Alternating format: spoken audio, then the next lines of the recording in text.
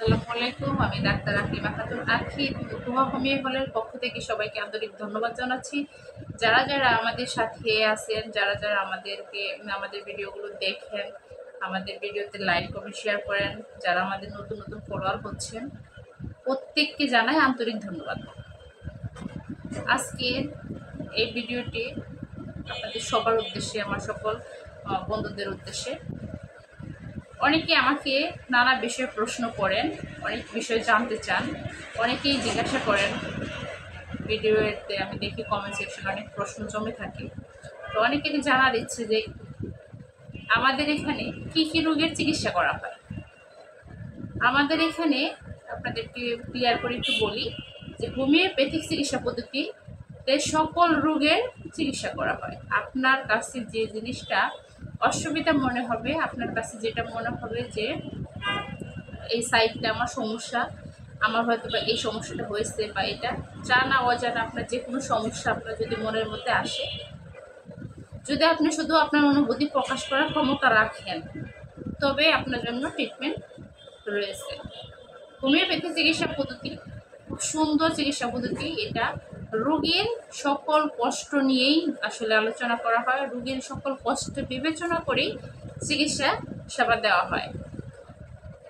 Allopathic চিকিৎসা যেমন আপনার কী রোগ হয়েছে তার উপরে শুধু গবেষণা করা হয়, আমাদের হোমিওপ্যাথিক চিকিৎসা পদ্ধতিতে একজন রোগীকে সম্পূর্ণ গবেষণা করা হয়। রোগীর কোথায় কষ্ট, কখন কষ্ট, কিভাবে শুরু হয়েছে, কি কি সময়ে তার অসুবিধা, কোন কোন সময়ে অসুবিধা হইতেছে, কি কি সমস্যা তার নিত্য নতুন তৈরি হইতেছে, সব কিছু বিবেচনা করে তাকে যৌথভাবে একটা ট্রিটমেন্ট দেওয়া হয় সকল কষ্ট দূর করার জন্য।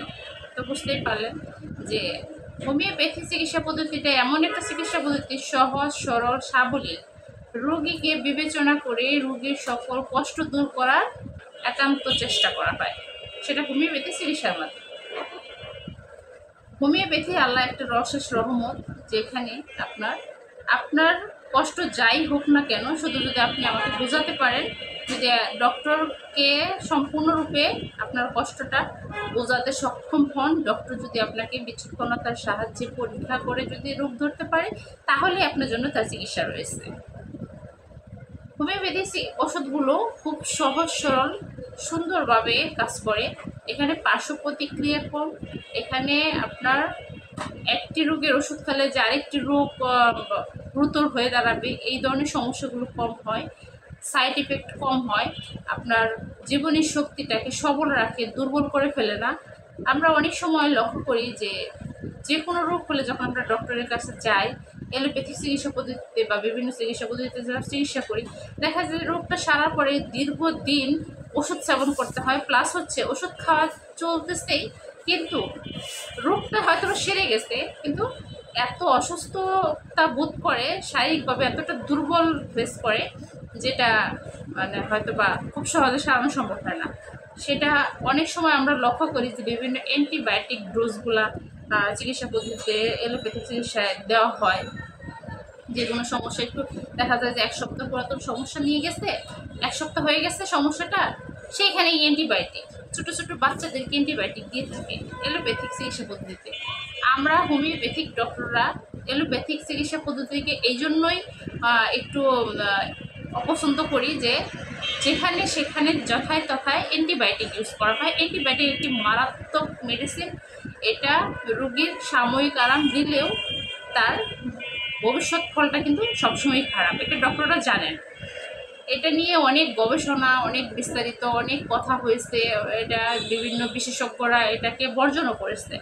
তবুও কিন্তু অ্যান্টিবায়োটিক ডোজটা প্রতিনিয়ত চলতেছে। তবে এই ডোজগুলা হয়তো বা রুগী তাৎক্ষণিকভাবে একটু আরাম পাচ্ছে, কিন্তু পরবর্তী টাইমটা কিন্তু রুগীর জন্য খারাপই হয়ে আসতেছে। এই যে একটা সমস্যা, দীর্ঘমেয়াদী সমস্যা, কিন্তু এই সমস্যাটার ফল অনেক দূর গড়ায়। আমাদের হোমিওপ্যাথিক চিকিৎসা পদ্ধতিতে এই ধরনের সংখ্যার কোনো মেডিসিন নেই। আমি আবারও বলতেছি, গুরুতরভাবে শরীরকে খারাপ করে দেবে এই ধরনের সংখ্যাজনক মেডিসিন নেই। তবে চিকিৎসা পদ্ধতিতে সব চিকিৎসারই একটা পার্শ্ব প্রতিক্রিয়া থাকে, যেহেতু এগুলো মেডিসিন, যেহেতু এগুলা একটা রোগ সারানোর ক্ষমতা রাখে, তাহলে আরেকটা রোগ তৈরি করার ক্ষমতা রাখে। তবে হোমিওপ্যাথি চিকিৎসা পদ্ধতিতে এই সমস্যাটা কমই হয়।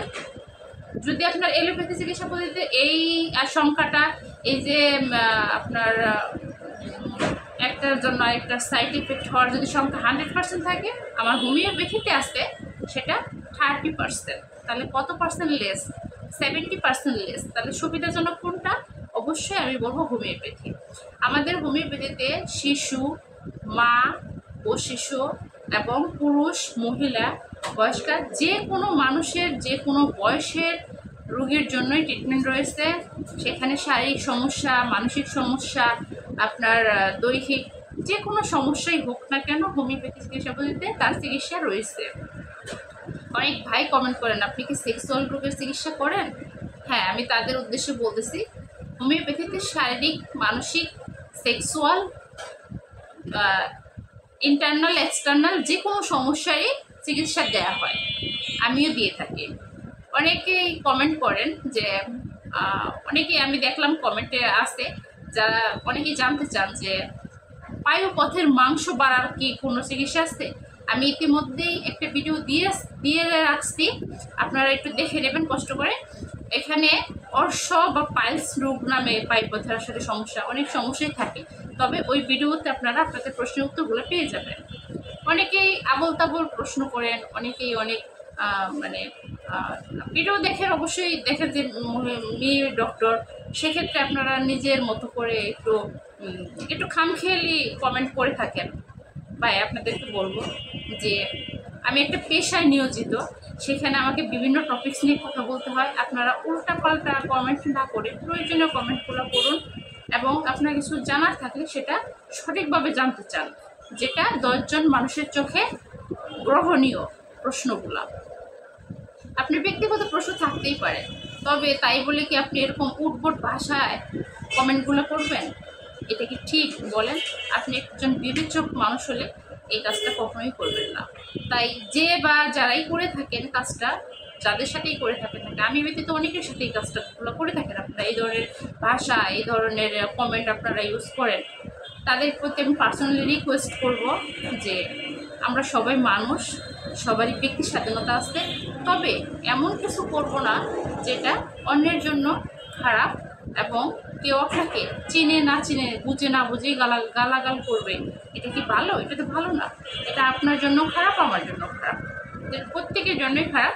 পার্সোনালি রিকোয়েস্ট থাকবে যে ভাইয়া এই ধরনের কাজ থেকে সবাই নিজেদেরকে বিরত রাখি, এবং আল্লাহ তাআলা সবাইকে ভালো রাখুক, ভালো থাকার তৌফিক দিক, এইটুকুই। আসলে ভিডিওটা আজকে আপনাদের যে কিছু প্রশ্ন থাকে সেই নিয়ে আজকে বলার চেষ্টা করলাম। অনেকে অনেক প্রশ্ন করেন, সবারই একটা জিনিস জানা থাকে, বেশি কমেন্ট আসে যে কী কী রোগের চিকিৎসা করেন।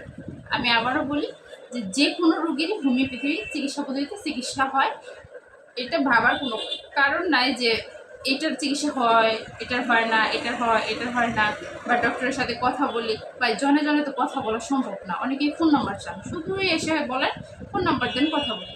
ফোন নাম্বার দিতে হবে কেন? আপনি কোন বিষয়টা জানতে চাচ্ছেন আপনি কমেন্ট করেন, কমেন্টে বলেন আপনার কী সমস্যা, আপনি কী রোগ নিয়ে জানতে চান, আমি সেই টপিক্সে কথা বলবো। ভাই ফোন নাম্বার দিয়ে যদি কথা বলতে হয় তাহলে তো ফোন নাম্বারটাই সব ভিডিওতে পাবলিশ করে দিতাম, সবসময় ফোনেই কথা বলতাম। এভাবে তো আসলে জনে জনে কথা বলার সময় হয় না। আমি একটা ফার্মেসি চালাই, সেখানে আমার ব্যস্ততা থাকতেই পারে, তাই না? এখানে প্রত্যেকের সাথে কল করে কথা বলার মতো অবস্থা থাকে না, বা কোন ধরেই কথা বলার মতো অবস্থা থাকে না, ফোনে কথা বলা যায় না। অনেকেই গালমন্দও করেন যে ফোন দিয়ে ফোন ধরা হয় না কেন। ফোন কীভাবে ধরা হবে? ভাই আপনার কি জানার আছে সেটা আপনি কমেন্ট করেন, কমেন্টে আপনাকে আমি জানিয়ে দেওয়ার চেষ্টা করবো, যে কোনোভাবে আপনাকে আমি জানানোর চেষ্টা করবো। আপনি একটা সমস্যা করবেন, তবেই না আপনাকে জানাবো।